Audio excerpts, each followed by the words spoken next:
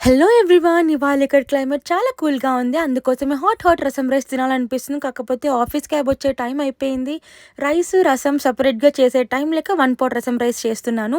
దీనికోసం ఒక గ్లాస్‌లో బియ్యం, అదే గ్లాస్‌లో హాఫ్ గ్లాస్ కందిపప్పు, పెసరపప్పు నానపెట్టేసి 2 మీడియం సైజ్ టొమాటోస్, పచ్చిమిర్చి, తగినంత పసుపు, నీళ్లు వేసుకొని కుక్కర్‌నైతే పెట్టేశాను. రసమన్నం ఉన్నప్పుడు ఆలు ఫ్రై లేకపోతే ఎలా అండి? అందుకోసమే ఆలూని పీల్ చేసుకొని, కట్ చేసుకొని సాల్ట్ వాటర్ ఉన్న బౌల్‌లో కాసేపు నానబెట్టాను.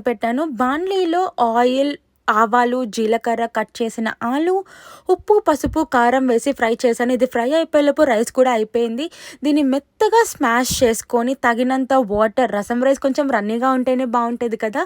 అందుకే తగినంత వాటర్, చింతపండు రసం, తగినంత ఉప్పు, ఇంకా రసం పొడి వేసి కాసేపు బాయిల్ అవ్వనిచ్చాను. పక్కనే స్టవ్‌లో ఇంగువ వేసి పోపు పెట్టేసి రసం రైస్‌లో కలిపేశాను.